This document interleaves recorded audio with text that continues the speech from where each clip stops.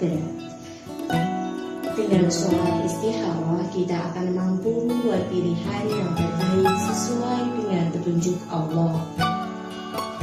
Ada banyak alasan kenapa umat Islam mempelajari sholat istikharah, dan yang paling populer adalah ikhtiar memilih jodoh. Nah, dengan sholat istikharah kita pasrahkan semua kepada Allah Subhanahu wa Ta'ala. Selain itu, ada juga yang melakukan sholat ini untuk memilih pekerjaan. Tidak sedikit juga yang melakukan sholat ini untuk memilih sekolah, kuliah, dan lain-lain. Sayangnya, tidak semua umat Islam memahami dan mengetahui tata cara sholat istikharah sesuai sunnah. Sholat istikharah adalah sholat sunnah 2 rakaat yang telah diajarkan oleh Rasulullah SAW untuk menentukan pilihan yang mendesak. Sebelumnya, masyarakat jahiliyah melakukan istikharah atau menentukan pilihan dengan menggunakan azlam atau undian.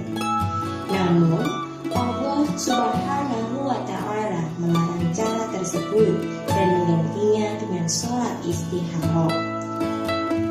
Dalil sholat istikharah, hadis sahih Bukhari menjelaskan dari Jabir bin Abdullah radhiyallahu anhu, ia berkata bahwa Rasulullah SAW mengajarkan kami cara mengerjakan sholat istikharah dalam segala urusan, sebagaimana beliau mengajarkan kami surah Al-Quran. Rasulullah SAW bersabda, jika salah seorang di antara kalian hendak melakukan sesuatu, hendaklah terlebih dahulu mengerjakan sholat 2 rakaat selain sholat fardu. Hadis riwayat Ahmad, Al-Bukhari, Ibnu Hibban, Al-Baihaqi, dan yang lainnya. Niat sholat istikharah, usolli sunnatan istikharati rak'ataini lillahi ta'ala. Tata cara sholat istikharah. Fikih sunnah karya Sayyid Sabiq menjelaskan, sholat istikharah boleh berupa sholat sunnah apa saja, baik sholat sunnah rawatib, sholat sunnah tahiyatul masjid, maupun sholat sunnah lainnya. Jadi, setelah menjalankan sholat sunnah 2 rakaat, membaca doa istikharah yang telah dianjurkan Rasulullah SAW sambil menyebutkan keinginan. Sayyid Sabiq juga telah menyebutkan adanya bacaan surat khusus dalam tata cara sholat istikharah ini. Jadi, dalam tata cara sholat istikharah ini, setelah membaca surah Al-Fatihah, boleh membaca surah apa saja. Tata cara sholat istikharah. Pada rakaat pertama, niat. Kemudian takbiratul ihram diikuti dengan doa iftitah. Selanjutnya membaca surah Al-Fatihah. Kemudian membaca surah dari Al-Quran, diutamakan surah Al-Kafirun. Kemudian rukuk dengan tumakninah. Selanjutnya iktidal dengan tumakninah. Disambung dengan sujud dengan tumakninah. Kemudian duduk di antara 2 sujud dengan tumakninah. Lanjut sujud kedua dengan tumakninah. Kemudian berdiri lagi untuk menunaikan rakaat yang kedua. Kemudian rakaat yang kedua membaca surah Al-Fatihah. Dilanjut membaca surah dari Al-Quran, diutamakan surah Al-Ikhlas. Selanjutnya rukuk dengan tumakninah, lalu iktidal dengan tumakninah. Selanjutnya sujud dengan tumakninah. Kemudian duduk di antara 2 sujud dengan tumakninah. Lanjut sujud kedua dengan tumakninah. Kemudian tahiyat akhir dengan tumakninah. Yang terakhir adalah salam. Doa sholat istikharah. Setelah menjalankan sholat sunnah 2 rakaat atau istikharah yang diakhiri salam, lafalkan doa istikharah seperti yang diajarkan Rasulullah SAW berikut ini. Bismillahirrahmanirrahim.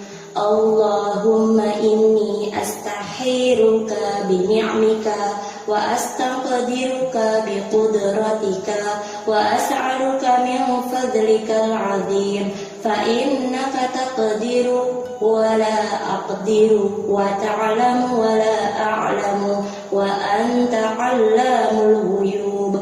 Allahumma in kunta ta'lamu anna hadzal amra khairu li fi dini wa ma'ashi wa 'akibati amri faqdirhu li wa yassirhu li thumma barik li fihi wa in kunta ta'lamu anna hadzal amra syarru li fi dini wa ma'ashi wa 'akibati amri fasrifu 'anni wasrifni anhu waqdir liyal khaira haitsu kana thumma raddini bihi. Artinya, ya Allah, sesungguhnya aku memohon kebaikan kepadamu dengan ilmu-Mu. Aku memohon kemampuan kepadamu dengan kekuasaan-Mu. Dan aku memohon kepadamu dari anugerah-Mu yang agung. Sesungguhnya Engkau Maha Kuasa, sedang aku tidak kuasa. Engkau Maha Tahu, sedang aku tidak mengetahui. Engkaulah Zat yang Maha mengetahui perkara yang gaib. Ya Allah, apabila Engkau mengetahui bahwa urusan ini menyebutkan persoalannya adalah baik bagiku dalam agamaku, kehidupanku dan akhir urusanku, maka tentukanlah untukku, mudahkanlah jalannya, dan berkahilah aku di dalamnya. Dan apabila Engkau mengetahui bahwa urusan ini adalah buruk bagiku dalam agamaku, kehidupanku dan akhir urusanku, maka jauhkanlah dariku dan jauhkanlah diriku darinya. Tentukanlah untukku apa yang terbaik, kemudian jadikanlah aku ridho dengannya. Bagaimana mengetahui kita dibimbing memilih A atau B? Tidak seperti dugaan sebagian orang bahwa jawaban sholat istikharah dikirim Allah dalam bentuk mimpi. Sesungguhnya hasil istikharah itu ada dalam kemantapan hati kita sendiri.